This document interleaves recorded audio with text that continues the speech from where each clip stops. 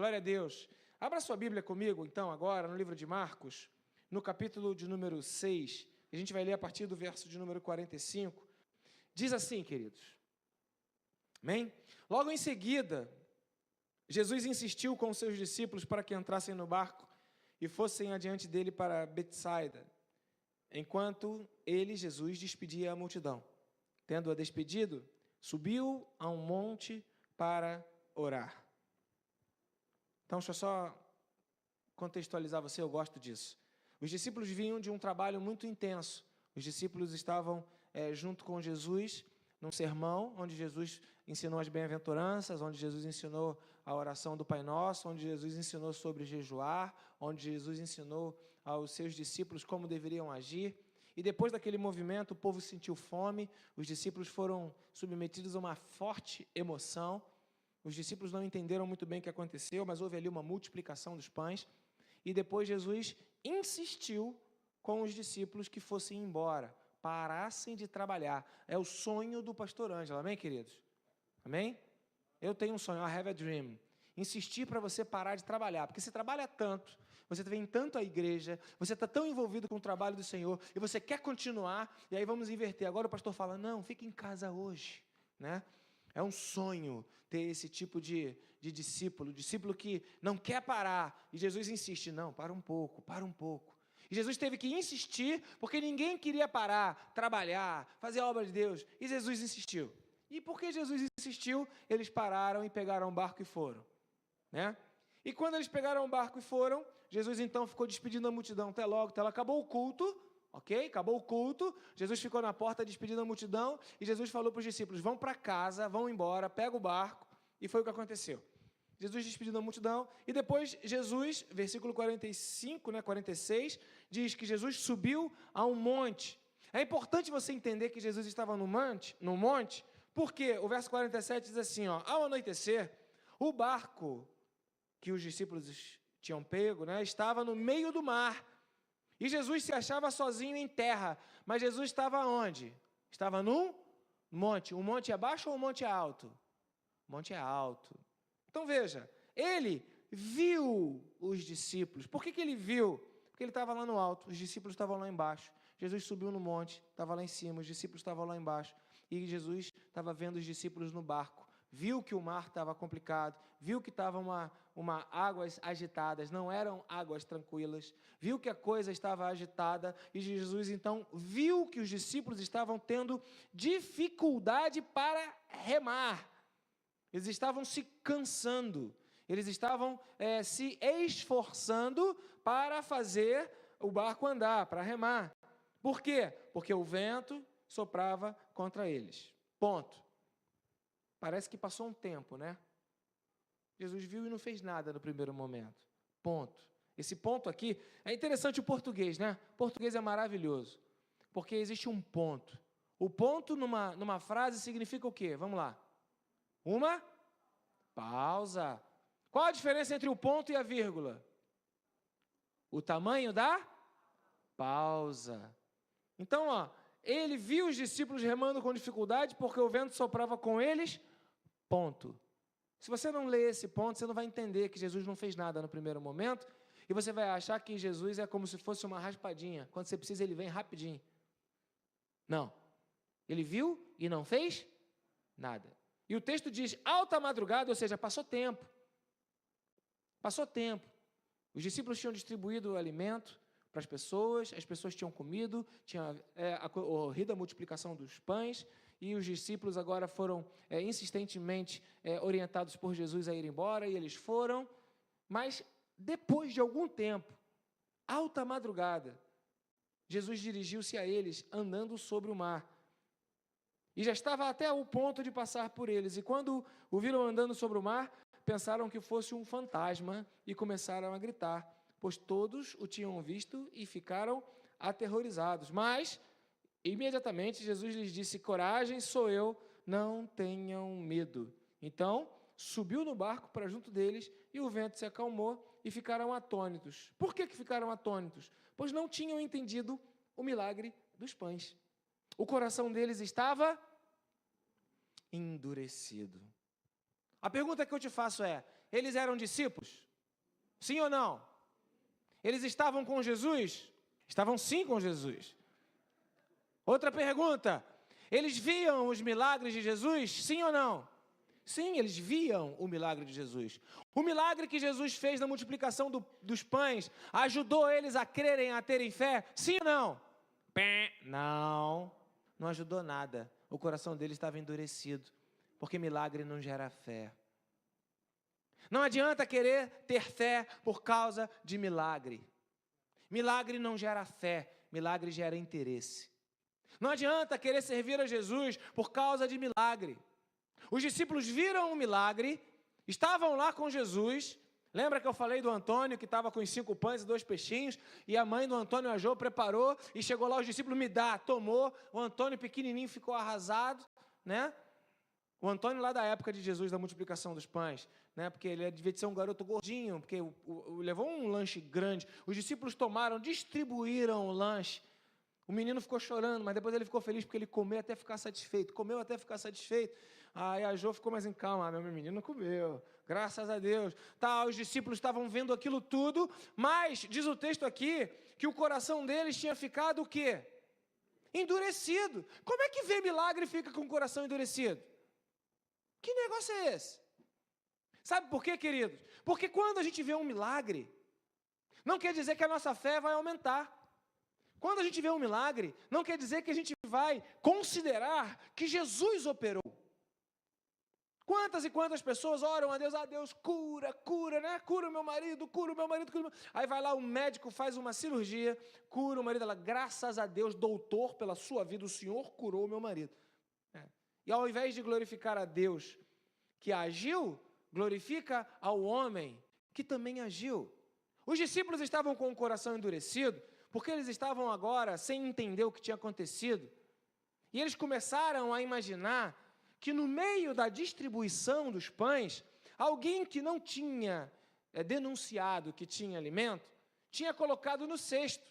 Eles não estavam acreditando que o milagre era milagre, que Jesus tinha feito um milagre. Eles estavam irritados.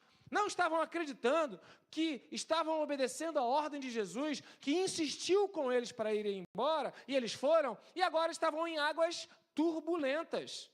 Como é que eu obedeço a Jesus e estou numa água turbulenta? Eu quero água tranquila. Se eu obedeço a Jesus, eu quero água tranquila. Eu estou vivendo num milagre. Como é que Jesus faz um milagre e aí eu me manda agora vir pegar o barco e eu pego, faço o que Jesus está mandando eu fazer e a minha vida fica uma bagunça, tumultuada? Nós somos assim. Rapidamente, nós nos esquecemos do controle, do governo, do domínio e da soberania do Senhor. O texto fala que Jesus subiu um monte para orar. Os discípulos não sabiam onde Jesus estava, mas Jesus sabia onde os seus discípulos estavam. Os discípulos não estavam vendo Jesus, mas Jesus estava vendo os seus discípulos. Os discípulos não sabiam o que ia acontecer. E eles ficaram com o coração endurecido, atônitos, não entenderam o milagre, aquela confusão. E Jesus não fez nada. É o ponto da pausa. Mas Jesus sabia que ele ia agir na hora certa, no tempo certo, do jeito certo, no momento certo. Então aqui está a grande angústia da fé. Aqui está a grande agonia que tira você da presença de Deus. Aqui está a grande crise que afasta você de uma vida de fidelidade ao Senhor, que libera sobre a sua vida tudo aquilo que é prometido, confiado a Deus, aos seus servos, né? Tudo aquilo que é próprio dos filhos do reino de Deus. Você perde, porque você para de acreditar, você não vê Jesus. E o que é pior, quando vê Jesus, ainda se assusta, não acha que é ele, acha que é o diabo, né? Foi isso aqui que os discípulos viram. Viram Jesus agindo e acharam, é o mal, é o inimigo, é um fantasma. Começaram a gritar. Mas os discípulos, quando estavam no meio do barco, no meio do tumulto, no meio da crise, no meio da dificuldade, no meio do medo, e apareceu alguém que podia livrá-lo, os discípulos, eles confundiram. Eles não sabiam para quem gritar. E eles começaram a gritar para quem? Porque se Eles estavam ali, no meio daquelas águas turbulentas, por causa de Jesus. E se Jesus deixou aquilo acontecer, se Jesus permitiu aquilo acontecer, eles iam gritar para quem? E o texto fala que eles começaram a gritar, morrendo de medo, achando que era um fantasma. Então, queridos, essa passagem, ela mostra muito daquilo que é a nossa crise. Muito daquilo que acontece nas nossas vidas quando a gente está colocado, ou quando a gente está experimentando situações impactantes no nosso dia a dia, situações de confronto. Para quem você grita? Ou melhor, o que você grita? Porque vai ter um tempo, vai ter uma oportunidade que você vai precisar clamar por socorro. O salmista declara: eleva os meus olhos para os montes, de onde me virá o socorro? Meu socorro vem dos montes? Não. Meu socorro vem do Senhor, que fez os céus e a terra. Mas tem momentos que você se esquece que o governo de Deus, o controle de Deus, a mão de Deus, ou os olhos de Deus estão sobre a sua vida, e você começa a confundir as coisas. É nessa hora que a sua fé, ela fica abalada e você esquece que Jesus, ele não está ali. Não, mas ele está te olhando, ele está te vendo. Ele tinha subido ao monte, lembra o que diz o texto? Ele subiu ao monte. Você pode não estar vendo Jesus, mas Jesus está vendo você. Precisa acreditar nisso. Você precisa entender que o controle está nas mãos de Deus.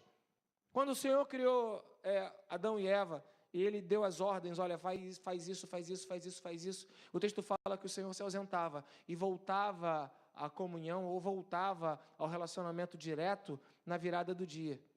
E nesse intervalo, quando Deus dava a ordem para que Adão e Eva fizessem o que tinha que fazer, e não fizeram, mas que fizessem o que tinha que fazer, e ele se ausentava, aí está a nossa parte, a doutrina da mordomia, que é fazer aquilo que Deus mandou eu fazer, do jeito que Deus quer que eu faça, e não do jeito que eu acho que tenho que fazer.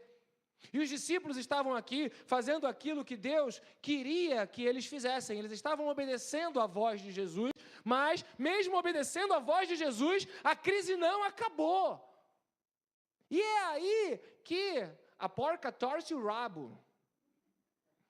Porque quando você está obedecendo, e você então fala: não, eu sou crente, eu obedeço a palavra, e Deus vai dar livramento. Ok, mas tem um ponto aqui que significa uma pausa.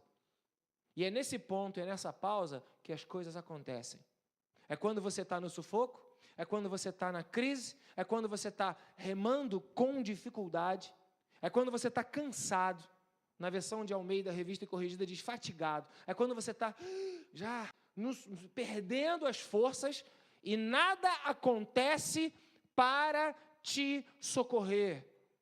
É nesse momento que a sua fé, ela entra numa curva, no ponto máximo da sua curva, e ela começa a declinar. E quando Jesus aparece, você está tão acostumado com desgraça, você está tão acostumado com problema, você está esperando tanto o mal, que quando Jesus aparece, você confunde Jesus com o mal. É um fantasma, é outro problema, é mais um problema, é mais uma angústia, é mais uma crise, é mais uma terrível situação que está piorando as coisas que já eram ruins.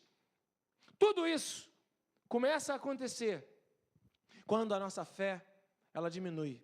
Por isso que Lucas e Mateus, quando falam sobre esse mesmo texto, ele conta que depois que Jesus entrou no barco, ele fala: homens de pequena fé. Por quê?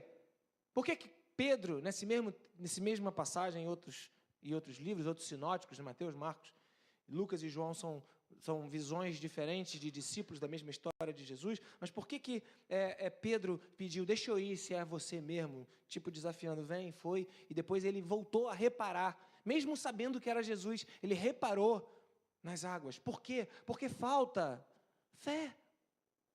Então você começa a entender que a vida, ou as coisas da vida, elas querem dizer para você que a vida é um inferno. Querem dizer para você que tem desilusão amorosa, querem dizer para você que a vida é uma tragédia, que você vai ficar sozinho, que você vai enlouquecer, que você tem que apostar e você vai ser enganado nas apostas que você fizer. As coisas da vida normal, do dia a dia, querem deprimir você, arrasar você e declarar que o inferno está dentro de você. Mas a palavra de Deus, a Bíblia fala que o reino de Deus é que está dentro de vós. Eu não tenho inferno dentro da minha vida, eu tenho o reino de Deus dentro da minha vida. E se o reino de Deus está dentro da minha vida, eu não vou ter medo, eu posso não enxergar. Imagina se eu servisse a Deus apenas nos momentos onde eu consigo enxergar as coisas boas, onde as minhas emoções, elas estão compactuando com a minha fé. Porque tem horas que as minhas emoções, elas querem destruir a minha fé. E aí você tem que decidir quem é que vai vencer. Porque se eu deixar que a minha fé, ela seja liderada pelas minhas emoções, como os discípulos, eu posso até ver o milagre, mas eu não vou entender, eu vou arrumar a justificativa, eu vou querer arrumar a resposta, vou me sentir mal, e o texto fala que o meu coração vai ficar endurecido. Endurecido. É acreditar. É ignorar os sentimentos. É ignorar o que está acontecendo do lado de fora e alcançar. É saber que a palavra declara: 1000 cairão ao meu lado, 10.000 cairão à minha direita, mas eu não, nunca serei atingido. É acreditar que o Salmo 14:2 é fato: os olhos do Senhor estão sobre a terra, olhando os justos. Porém, fazer o que Jesus faz, ou fazer o que Jesus quer que você faça, não necessariamente vai gerar em você fé. Porque nós estamos vivendo um período chamado serviço, um período onde nós pregamos que você deve transbordar aquilo que Deus tem te dado, que você possa transbordar e dividir, repartir, tem sido a temática dessa estação, que começou agora, há 2 semanas. Nós temos, dentro dessa temática de serviço, pregado aos irmãos, segundo a direção de Deus, que o Senhor é aquele que nos leva a águas tranquilas, a águas de descanso. Como diz o Salmo 23, o Senhor é meu pastor, de nada vai me deixar sentir falta, e Ele me conduz a pastos verdejantes e me guia por águas tranquilas. Então, se é isso, o que eu vou esperar? Eu vou esperar que se eu trabalhar para Deus, eu vou esperar que se eu fizer as coisas que eu tenho que fazer para Deus, eu vou esperar que se eu investir tempo no serviço para Deus, a minha vida vai ficar numa boa. Eu vou vencer todas as situações. E aí, quando as situações de angústia vêm, ainda que você esteja fazendo o serviço, ainda que você esteja tocando, cantando, pregando, recebendo, cuidando das crianças, fazendo o bazar, cozinhando na cozinha, indo para as missões, fazendo a igreja cumprir o papel dela, e quando vêm as tribulações, pode ser que você, igualzinho a um discípulo desse, você não enxergue mais que Jesus está no controle e você comece a surtar na sua fé e você fala: eu estou perdido, estou morrendo. Pode ser que a sua fé afunde, porque a sua fé, ela não tem que ser fundamentada na troca. Eu não sirvo para me dar bem, eu sirvo porque eu entendo que é o que eu devo fazer, e eu entendo pela fé. E a fé não vem pelo servir, a fé vem pelo ouvir.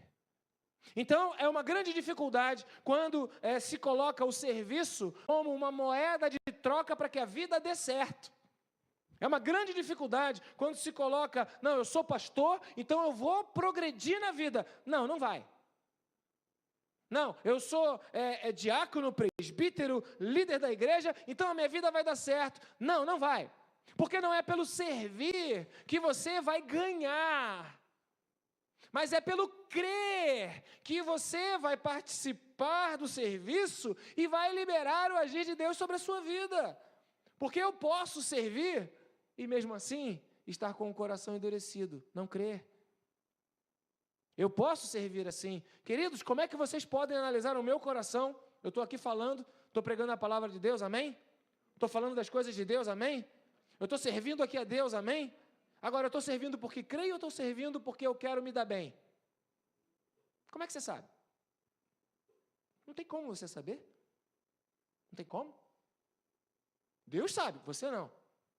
Não tem como você olhar alguém que está servindo na cantina, cantando, no ministério diaconal, no estacionamento, ou durante a semana. Não tem como você identificar o que está dentro do coração. Nós não conhecemos o que está dentro do coração. Então, não é o serviço que vai liberar o mover de Deus sobre a minha vida. Seria o mesmo que eu falar que Deus vai me abençoar pelas obras que eu faço. Seria o mesmo que acreditar que a bênção do Senhor, ela é proporcional a quanto eu faço para o Senhor. E então, eu elimino a graça e coloco o mérito. Eu elimino uma misericórdia de Deus e coloco agora uma conta corrente de saldo positivo e saldo negativo.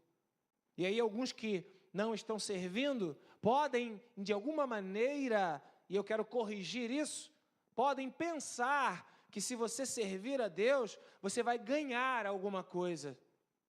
E talvez tenham ensinado para a igreja isso, e isso é um equívoco, porque se eu sirvo e eu ganho alguma coisa, eu não sou bobo nem nada, eu quero me dar bem, o que eu vou fazer? Eu vou servir. Por quê? Porque eu quero ganhar. E aí eu acabo com a fé, acabo com a misericórdia, acabo com o reino de Deus. O profeta Zacarias, ele vem profetizando, falando sobre os últimos dias, e ele fala sobre pastores que eles próprios vendem os seus rebanhos e falam, eu estou rico. E então, fala sobre o juízo de Deus sobre a vida desses que servem a Deus. Mas vendendo, negociando. Está errado, não é isso? E aí, então, se levanta um pastor no profeta Zacarias, se você quiser, pega lá e dá uma lida. E ele fala, então, que se levanta um pastor, que ele tem duas grandes, vamos dizer, direções na vida dele. Uma é o favor, o outro é a união. Então, ele trabalha dentro de um favor, dentro de uma graça. E esse pastor fala, se quiserem pagar, paguem, se não quiser, não paga. Eu estou trabalhando pelo favor. E ele vai trabalhando para as ovelhas destinadas à matança, é o que diz o texto. Mas chega uma hora que ele fala, chega, eu vou quebrar a união, e quebra a união. Chega, eu vou quebrar o favor, e quebra o favor. E aí vem o juízo de Deus. E aí vem o juízo de Deus sobre a igreja. Por quê? Porque o texto de Zacarias profeticamente fala que o dia do Senhor virá. E ele virá, queridos. E o juízo do Senhor não começará com os outros, começará conosco, os filhos de Deus, com as ovelhas do Senhor. Você é ovelha do Senhor? Você tem o privilégio de entrar direto para o reino, direto para casa. Mas existem algumas ovelhas que estão no reino e estão querendo enriquecer, ou querendo se dar bem, ou querendo ganhar. Estão querendo, de alguma forma, aproveitar. E eu quero ensinar para você, nessa manhã, que não é o fato de você servir a Deus que vai te garantir águas tranquilas. Porque talvez isso possa ter ficado, de alguma forma, subentendido ou subliminarmente no ar. Parece que é essa mensagem que se quer passar. Não, não é essa mensagem que se quer passar. O que se quer passar é que as águas tranquilas, elas provêm do reino de Deus que é plantado dentro do seu interior. O Espírito Santo vem e você fica em paz, independente da situação que está acontecendo do lado de fora.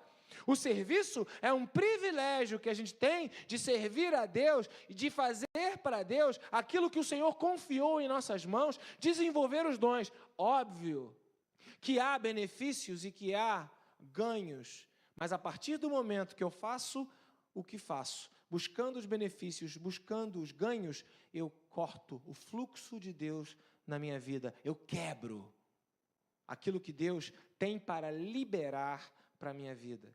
É sutil, não se conhece o que está dentro do seu coração, não se conhece o porquê que você serve, mas você não pode quebrar o favor, nem pode quebrar a união. O seu serviço deve ser fundamentado na misericórdia, o seu serviço deve ser fundamentado na unidade.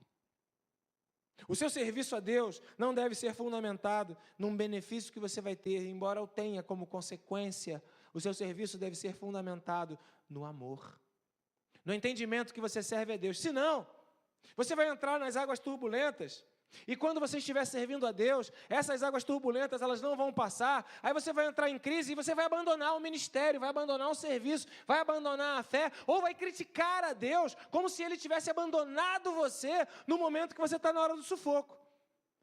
Foi o que os discípulos passaram nesse momento. Eles estavam fazendo um serviço, eles vinham de uma pegada de serviço intensa, eles tinham estado evangelizando, eles tinham estado no monte, eles tinham participado da distribuição dos pães. Jesus insistiu para que eles parassem, e eles estavam obedecendo tudo que Jesus estava fazendo, mas nem por isso a vida deu certo, eles entraram em crise. Por quê? Porque perderam de perspectiva que os olhos do Senhor estão continuamente sobre a vida dos seus servos. Tudo que você precisa entender é que Deus te ama. Pode parecer redundante, mas Deus te ama. Não é pelo que você faz. É tenso quando a gente está dentro da igreja e alguns se sentem inúteis porque não fazem nada. Tudo bem, é bom que você participe. Nós queremos que você participe, queremos o seu serviço, precisamos do seu serviço. Lavar um banheiro, todo mundo pode lavar. Acender uma luz, todo mundo pode acender. Não precisa fazer curso no Betel, não precisa se especializar de tal maneira como os músicos precisaram se especializar. É só você chegar e fazer. Atender no bazar ou servir as mesas, não precisa.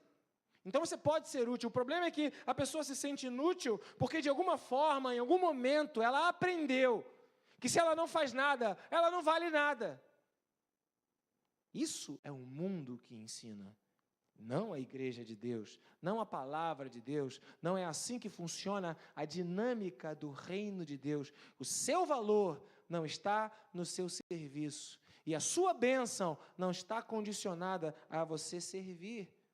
Aí você pode pensar, não sabia não, beleza, então vou parar de servir. Ótimo, então você está se conhecendo melhor hoje. Você está vendo o quão egoísta você é. Você está vendo o quão você não ama a Deus, ama a si mesmo. Você está enxergando, então, que você só faz as coisas buscando interesses seus. Quando a Bíblia fala amar a Deus acima de todas as coisas e amar ao próximo. E aí você começa a enxergar o quanto você precisa se converter, exatamente como Jesus disse para Pedro. Pedro, quando te converteres, cuida, apacenta o meu rebanho.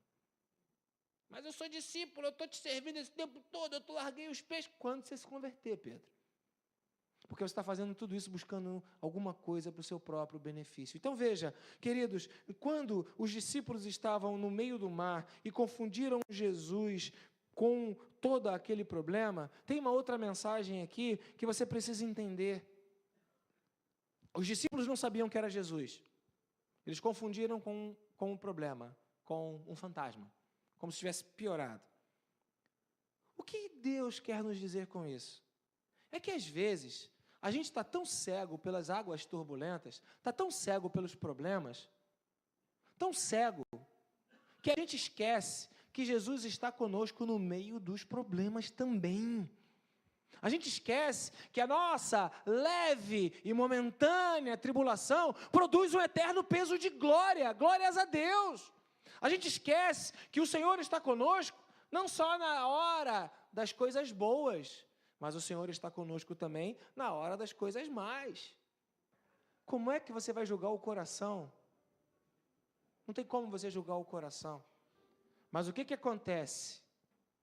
É que se você não compreende o controle, o governo, o domínio, o cuidado do Senhor sobre a sua vida o tempo todo, você vai começar a querer Deus o tempo todo só para ficar nas águas tranquilas.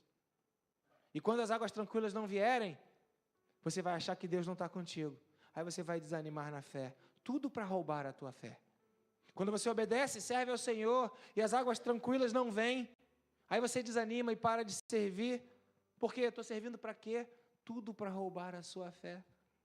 Quando Jesus aparece e você não está vendo as águas tranquilas, porque o texto fala que Jesus apareceu, eles confundiram e só foram perceber que era Jesus depois. Mas no primeiro momento Jesus apareceu, eles não perceberam, ainda se queixaram, ainda gritaram, um fantasma, um fantasma. Ao invés de gritar pelo Senhor, Senhor socorre-nos, não. Então, quando a gente está vivendo um momento da tribulação, parece que a nossa fé ela é provada. E é nessa hora que a sua decisão, ela precisará entrar em prática. Então veja, o nome disso é perseverança. E nesse momento de crise, e nesse momento de dificuldade, e nesse momento de luta, necessitais de perseverar na sua fé.